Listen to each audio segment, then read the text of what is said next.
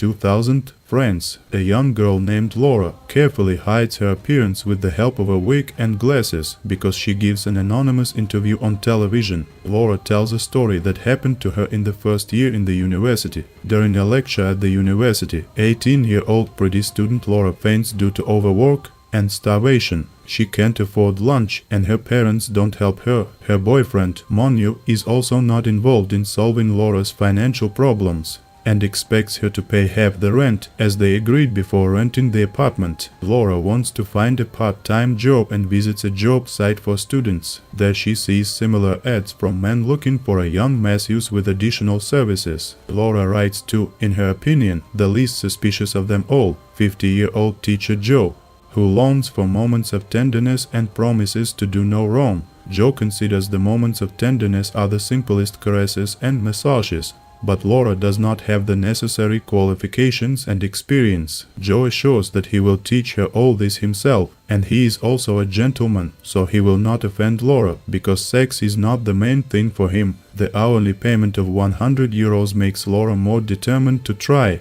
and she agrees to meet Joe at the hotel. In the room, Laura is very embarrassed when she hears the request to undress. Joe admits that it is precisely because of shyness. He likes college girls instead of professional prostitutes. Seeing Laura without clothes, Joe touches her skin and tries to arouse himself. Joe invites the girl to caress herself while he watches, but she doesn't succeed. Laura is very shy, so for the remaining time Joe just wants to talk about abstract topics. At the end, Joe thanks Laura for her patience and understanding, and admits that he really enjoyed the meeting. As promised, he gives Laura €250 for 2.5 hours, which makes her very happy because now she can eat and pay the bills. And Joe's politeness and lack of sex makes the earnings not so bad. Wanting to find other lovers of tenderness, she takes a part-time job in the support service because Laura does not have her own computer and it is too suspicious to constantly use Emmanuelle's laptop. While dining at a restaurant with a new client, Laura learns that the man has been married for more than a year,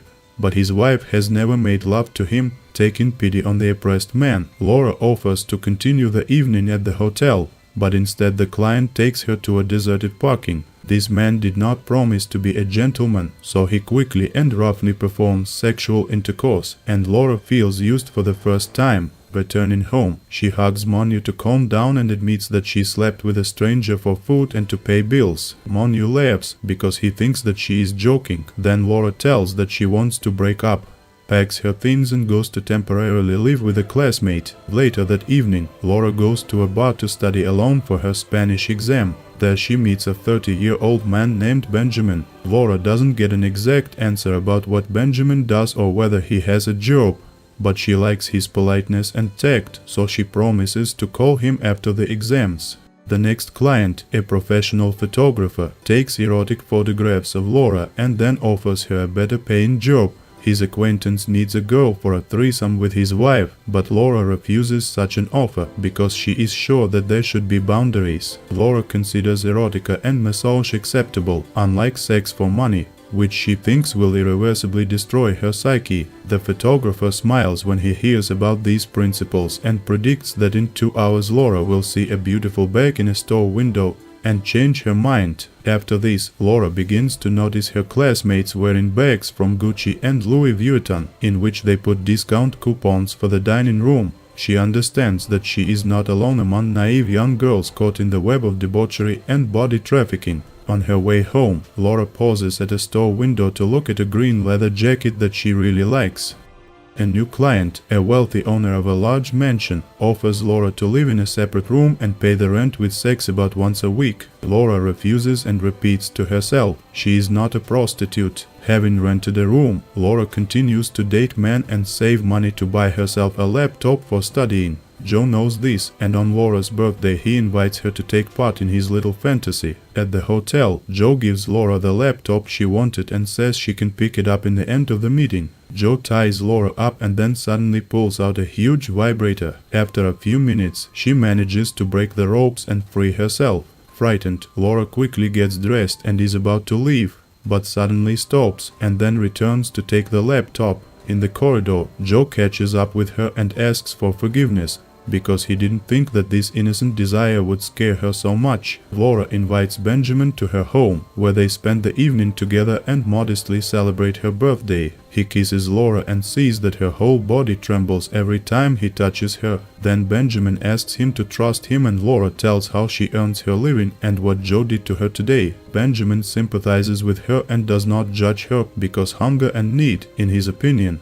are good enough reasons to take a desperate step. He promises that he will remain her boyfriend despite her part-time job. Laura continues to work as an on-call student, occasionally violating her own principles. One day after the love hour, one client pays Laura 20 euros instead of 200 and calmly leaves. When Benjamin finds out about this, he sympathizes with Laura and advises her to start taking the money first. He also suggests that Laura always tell where she spends her time and with whom, and she smiles because it sounds as if he wants to become her pimp. Months pass, and Laura still assigns Benjamin to take calls from clients and create schedules. As time goes on, Laura has more and more clients and less free time. One day, when Laura is getting ready to visit her next client, Benjamin notices she is wearing a new green leather jacket. That evening, during dinner at a restaurant, Benjamin continues to listen to other men calling Laura and asking to meet. This angers him, and one evening Benjamin loses his erection while making love with Laura. He admits that he constantly sees dirty pictures and vividly imagines what all these men are doing to her. Benjamin also feels that Laura pays for every dish in the restaurant with part of her body. After some time, Laura agrees to meet with Joe again, despite the fact that she did not like the last time. Today Joe pays 200 euros just for 2 hours of communication. Laura leaves the hotel when she suddenly notices Benjamin, who has been following her. Benjamin is very angry because he knows that in this hotel Laura meets only with Joe, that man she promised not to see again. Benjamin wants to break up because otherwise jealousy will drive him crazy. Laura reminds that Benjamin is unemployed and hasn't paid for anything in their relationship, so he has no right to judge Laura. Benjamin does not consider poverty an excuse to sell bodies, because tens of thousands of female students somehow survive without getting involved in prostitution. And when Laura graduates from college, it will be difficult for her to find a good job just because by then the whole city will know about her activities. After finishing his speech, Benjamin leaves. Alarmed by Benjamin's last words, Laura goes to the studio of one of her former clients, a photographer. She asks to give back all her erotic photos and even offers to reimburse the money spent by the client. But he just smiles and explains that this is the age of the internet and all the photos have been online for a long time. Laura decides to stop prostitution forever, change her life, and move to Paris so that her past will not haunt her. Laura says goodbye to Joe over the phone, but he persuades him to meet one last time, promising the girl 1,000 euros in 5 hours. At the hotel, Joe suggests spending an unusual time and going together to one closed club, where men gather and watch adult films. Joe has been there many times, so he promises Laura safety and anonymity. He asks Laura to go in her underwear, throwing a raincoat on top, and she can safely leave her things in the room, because after the club they will return here. At the club, Laura sees dressed men watching an adult film with serious faces. They pay little attention to Laura, and her anxiety gradually subsides. Joe asks her to take off her coat and invites her to go to the back room, saying that Laura can always refuse and return to the hotel. Laura is doubtful, but Joe reminds her that he is paying her a whole 1,000 euros. Laura enters a dark, cramped room and sees two naked elderly men, and behind them stands a device equipped with belts.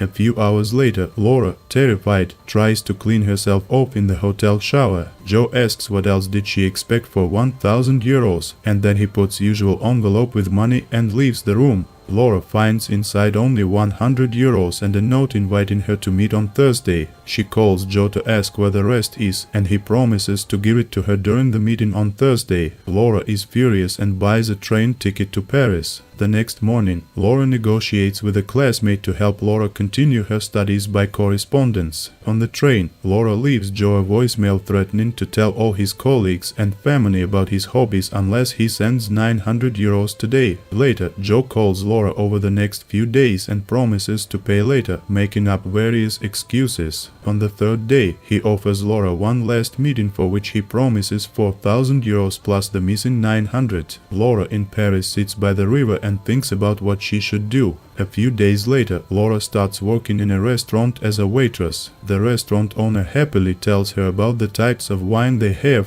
offering to taste each one. Then, among the workers, he proposes a toast to Laura, whom he so fortunately met on the street and hired. A month later, Laura is going to rent a cozy and spacious apartment with a good view of Paris, but the broker says that without additional income the girl cannot afford this housing.